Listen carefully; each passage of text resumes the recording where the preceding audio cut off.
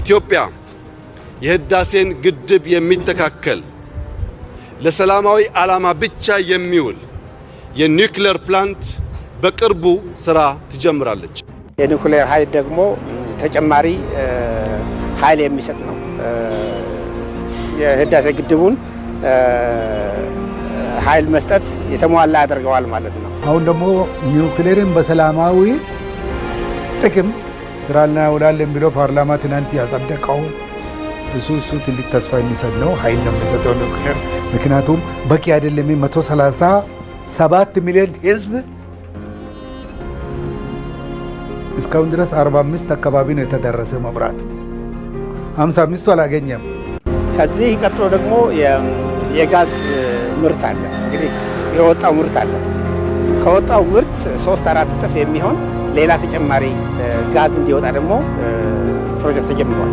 ያ ደግሞ የበለጠ ኢትዮጵያን ከፍ የሚያደርጋት በዓለም ታዋቂ የሚያደርጋት በነዳጅ ምርት በጣም ከፍተኛ ደረጃ ላይ የሚያደርሳት ነው። የኢትዮጵያ ገበሬ ነፃ የወጣበት መሬት በማግኘቱ ብቻ ሳይሆን ማዳበሪያ በማግኘቱ ነፃ የሚወጣበት የኢትዮጵያ ገበሬ የትልቅ ነገር ነው። ትልቅ ደስታ። ኦጋዴን ውስጥ በጣም ከፍተኛ ነዳጅ ይወጣል። ስለዚህ የነዳጅ ሪፋይነሪ ሲወጣም ደግሞ እነዚህን የኤነርጂ ኃይል የሚደግፍ ነው። የውጭ ምንዛሪ የሚደግፍ ነው። በአጠቃላይ ኢትዮጵያን ከአላት ደረጃ ወደ አንድ ደረጃ ከፍ የሚያደርግ ነው። የኤርፖርት ግንባታ አለ።